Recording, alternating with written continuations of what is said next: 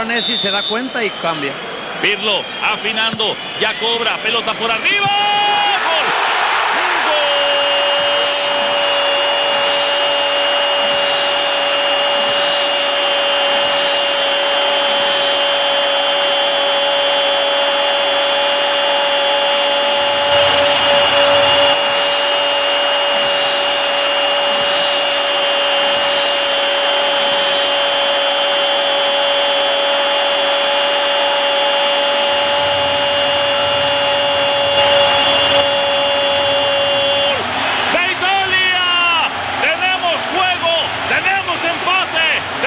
Final. ¡Qué gol! Balón parado, tiro de esquina. Materazzi, que es muy alto, mide 1.93. Va con todo, supera la marca, tiene encima la posibilidad, le anticipa en el salto. Insisto, es fuertísimo este muchacho.